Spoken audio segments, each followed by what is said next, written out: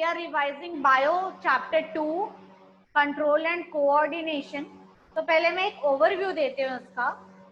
Control and coordination मतलब आपकी body में कंट्रोल करना है किसी चीज को एंड कोऑर्डिनेट करना है, ठीक है। मतलब जैसे अभी मैं बोल रही हूँ और मेरे हाथ कुछ एक्शन कर रहे हैं, तो वैसे कोऑर्डिनेट कर रहे हैं मेरे हैंड्स, मैं जो बोल रही हूँ उससे, या मेरे दिमाग जो आपको बोलना चाहता है उससे, ठीक है। तो obviously in bio we are reading about the living things, living है प्लांट्स एंड एनिमल्स। तो प्लांट्स और एनिमल में हम लोग देखते हैं क्या क्या होते हैं कंट्रोल करने के लिए, ठीक है। तो पहला पार्ट हम लोग आज एनिमल कवर करेंगे। तो एनिमल को कंट्रोल करने के लिए उसके पास दो चीजें हैं, पहला है नर्वस सिस्टम, दूसरा है एंडोक्राइन सिस्टम, ठीक है। अब नर्वस यानी नर्व्स, नर्व्स को कैरी करते हैं ब्लड, और ब्लड में जा रहा है कंट्रोल करने के लिए सिग्नल। तो ये जाएगा मेन आपके ब्रेन में, और हम लोग यहाँ पे पढ़ते पढ़ते ये भी पढ़ेंगे कि ब्रेन के अलावा भी कुछ है जहाँ पे हम लोग कोऑर्डिनेट कर सकते हैं, सिग्नल्स भेज सकते हैं, जिसको रिफ्लेक्स आर्क बोलते हैं, ठीक है। तो ब्रेन और हमारा स्पाइनल कॉर्ड ये दोनों मिलके पूरे नर्वस सिस्टम को कंट्रोल करता है। देन सेकेंड एंडोक्राइन सिस्टम, आपके लिए ये वर्ड नया है, अभी मैं ओवरव्यू देती हूँ, आगे आगे धीरे धीरे पढ़ेंगे कि एंडोक्राइन सिस्टम एक्चुअली है आपके शरीर के हार्मोन को जो कंट्रोल करता है, ठीक है। कब गुस्सा आना है, कब कौन सा हार्मोन रिलीज होना है, कब आपको बड़ा होना है, कब आपके बॉडी का ग्रोथ होना है, कब दिमाग का ग्रोथ होना है, इस टाइप से, ठीक है। तो ये सारी चीजें जो हार्मोन्स को कंट्रोल करते हैं ये है एंडोक्राइन ग्लैंड। आपके शरीर में बाकी सिक्रीशंस को भी ये कंट्रोल करता है, और दिमाग में जो भी है चल रहा है ये सबको नर्वस सिस्टम में दोनों आते हैं, ब्रेन और स्पाइनल कॉर्ड, ये लोग कंट्रोल करते हैं। तो पढ़ते हैं, पढ़ना चालू करते हैं। पहला है रिसेप्टर्स। तो नर्वस सिस्टम में बोल रहा है कि आपको एक्ट करने के लिए, कंट्रोल करने के लिए सबसे पहले तो किसी सिग्नल को रिसीव करना है। सिग्नल मतलब यहाँ पे स्टिमुली है, स्टिमुली यानी चेंज, किसी भी चीज के चेंज को हम लोग बोलेंगे स्टिमुली। चाहे लाइट अभी तेज आ रही है, जैसे कभी अचानक से क्या होता है, हम अंधेरे में रहते हैं और मम्मा आके देखती है लाइट जला देती, तो हम आंख थोड़ा धीरे धीरे ओपन करते हैं, ठीक है। तो चेंज हुआ, अभी तक अंधेरा था, अचानक से किसी ने लाइट डाली, ठीक है। तो ये भी एक चेंज है। आराम से आप चल रहे थे, रास्ते में किसी ने सिगरेट फेंक दिया तो वो गर्म चीज आपको टच हो गई, तो चेंज हुआ। अभी तक जो चल रहे थे ठंडा था, अचानक पैर पड़ा गर्म चीज पे, तो चेंज इन टेम्परेचर हुआ यहाँ पे, ठीक है। वैसे ही ये जो रिसेप्टर्स हैं हमारे शरीर में, तो ये लोग सब ये चेंज को रिसीव करते हैं। किसी भी चीज को रिसीव करना है ना तो रिसेप्टर लगता है।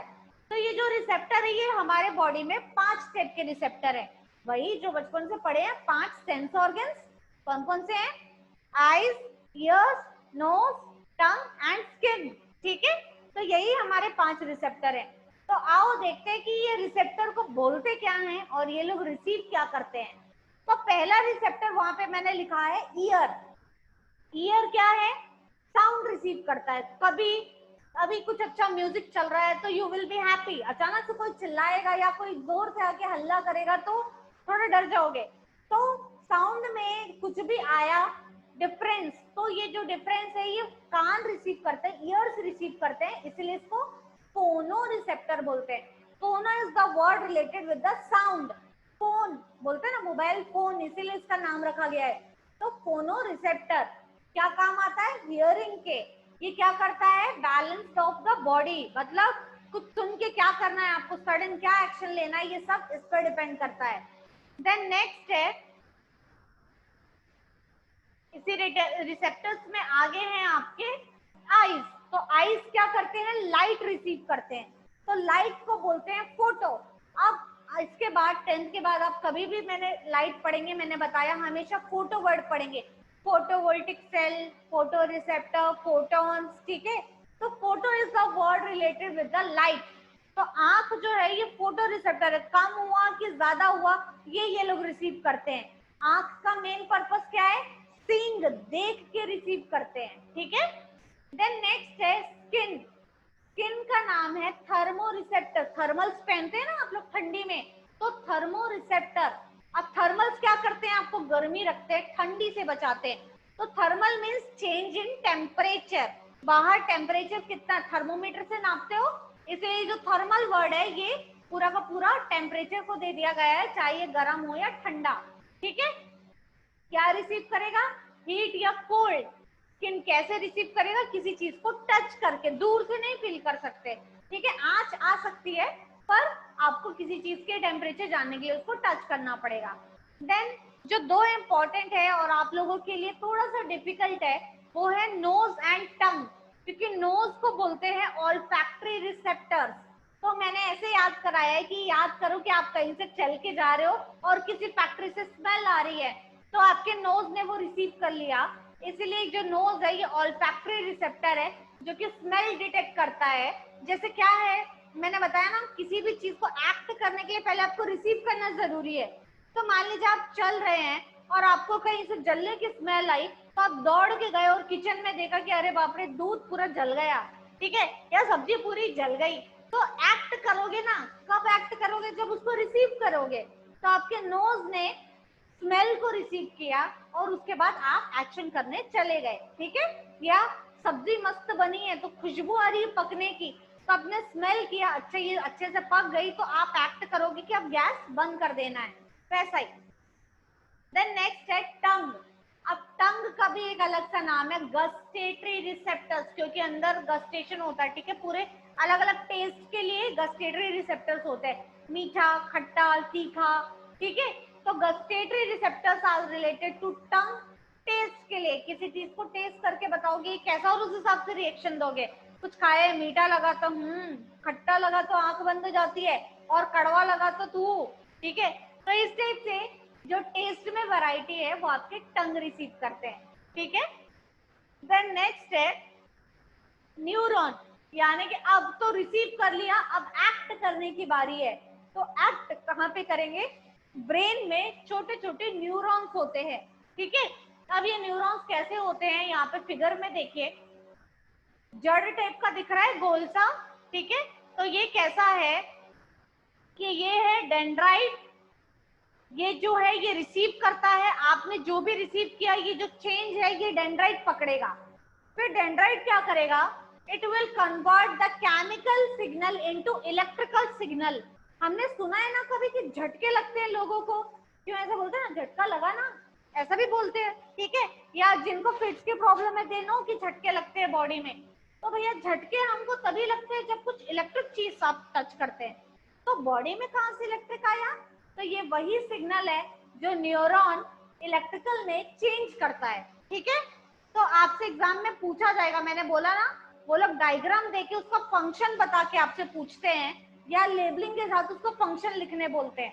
तो डेंड्राइट का फंक्शन है, dendrite will receive the chemical signal and convert it into electrical signal.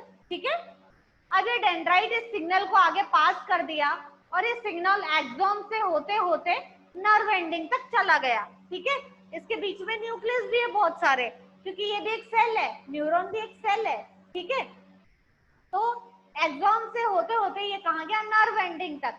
अब ये जो नर्व एंडिंग है ये फिर से जड़ जैसी है, तो ये क्या करती है, इस इलेक्ट्रिकल सिग्नल को वापस से केमिकल सिग्नल में बदल देती है, क्योंकि इस नर्व एंडिंग के आगे फिर से किसी का डेंड्राइट होगा और ये डेंड्राइट फिर से किसी न्यूरॉन से जुड़ा होगा। ठीक है, तो यहाँ पे आगे भी एक न्यूरॉन है और ये उसका डेंड्राइट है, पर ये बीच में अभी तो हमने पढ़ा कि डेंड्राइट जो है ये केमिकल सिग्नल को रिसीव करता है, मतलब ये जो नर्व एंडिंग है ये कहीं ना कहीं इलेक्ट्रिकल सिग्नल को कन्वर्ट कर रही है वापस से केमिकल सिग्नल में, और डेंड्राइट उसको दूसरा खींच रहा है। बट अब यहाँ पे बीच में एक टर्म आता है जिसको हम लोग बोलते हैं साइनैप्स। तो ये भी बहुत इंपॉर्टेंट है, साइनैप्स इज अ गैप, ये जो गैप है किसके बीच में, nerve ending of one neuron and dendrite of other neuron. हमारे बॉडी में एक ही तो न्यूरॉन नहीं होता, बहुत सारे न्यूरॉन होते हैं। ठीक है, तो ये जो नर्व एंडिंग है इसके बाद जो दूसरा यहाँ पे किसी और का डेंड्राइट जुड़ा होगा। ठीक है, तो ये जो है इनके बीच में जो गैप होता है, इस गैप को हम लोग बोलते हैं साइनैप्स। ये लिखा है यहाँ पे synapse, the gap between nerve ending of one neuron and dendrite of other. अच्छा, साइनैप्स के बारे में एक मैं खास चीज बता दूं, जिसकी बॉडी में जितना नर्व्स के बीच में साइनैप्स होगा वो उतना ही इंटेलिजेंट होगा। ऐसा बोला जाता है कि आइंस्टाइन की ब्रेन की जब स्टडी की गई तो उनके इतने इंटेलिजेंट होने का रीजन यही मिला कि उनकी जो ब्रेन है उसमें साइनैप्स बहुत ज्यादा थे, गैप बहुत ज्यादा थे। ठीक है, देन नेक्स्ट आगे हम लोग याद करेंगे, ये डायग्राम आता है न्यूरॉन का। ठीक है, तो ये याद कर लेना, इसमें ज्यादा से ज्यादा 3 ही है या 4 ही है इसमें इसके लेबलिंग, तो आप लोग कैसे भी इसको याद कर लेंगे, बहुत इजी है। Dendrite, nucleus, axon, cell body and nerve ending, इतना ही आपको लिखना है। ठीक है, देन नेक्स्ट देखिए ये पार्ट्स है, वही आपको आ जाएगा नर्व और लेबल द फॉलोइंग। क्या following? Which acquires the information, कोई भी इंफॉर्मेशन कैसे गई ब्रेन में, कैसे गई नर्व्स में, तो ये कौन लेके आया? डेंड्राइट लेके आया। ठीक है, देन नेक्स्ट है acquired information travels as an electrical impulse. कहाँ पे जो एक्वायर्ड इंफॉर्मेशन है, जो केमिकल था वो इलेक्ट्रिकल में चेंज हुआ। कहाँ पे चेंज हुआ? सेल बॉडी में, बॉडी में चेंज हुआ ना, डेंड्राइट ने रिसीव किया, बॉडी में चेंज किया, एक्सॉन के थ्रू फेंका और बाहर साइनैप्स से बाहर। देन एक्सॉन क्या होता है? देखो चोटी जैसा दिख रहा है, लंबा सा, तो longest fibre of the cell body है।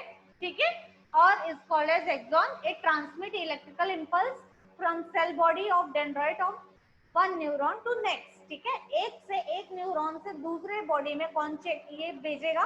एक्सॉन। लॉन्गेस्ट फाइबर जब आपसे पूछेगा, ठीक है, फाइबर यानी वही समझ जाओ क्या होता है, जब आपके घर में फोन का वायर लगता है, ठीक है, तो वो जो वायर है वो वायर कैसा होगा कि आपने यहाँ पे जो बोला, आपने रिसीवर में बोला और वो फाइबर थी जो इसको आगे लेके गई आपकी वॉइस सिग्नल को। फोन में कैसे ट्रेवल होता, कभी सोचा है?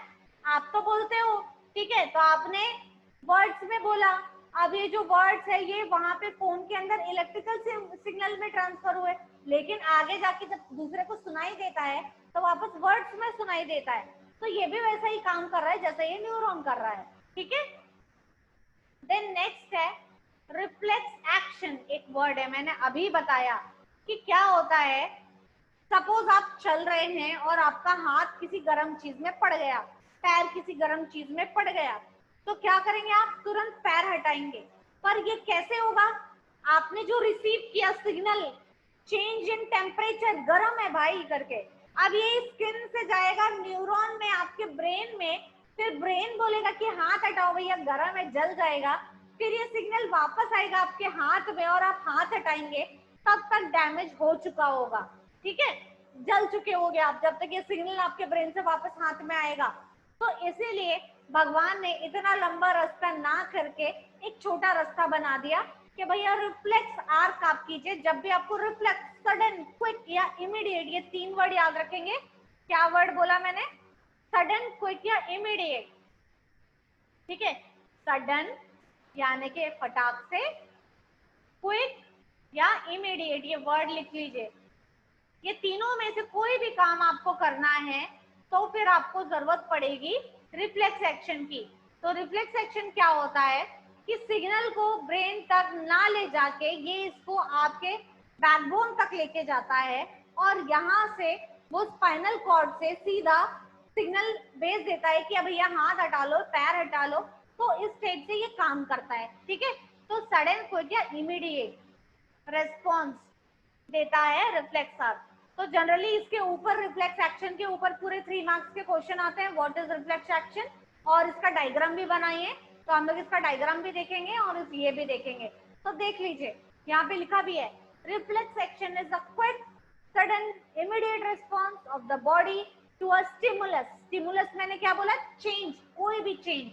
ठीक है, देन नेक्स्ट, अब रिफ्लेक्स एक्शन का डायग्राम क्या हुआ, एग्जाम में आता है, बोला ना मैंने। तो ये है रिफ्लेक्स एक्शन का डायग्राम, पूरा ऐसा ही बनाना है, याद कर लीजिए। स्टिमुलस यानी कुछ भी चेंज हुआ, इसको कौन रिसीव करेगा? Receptor organ.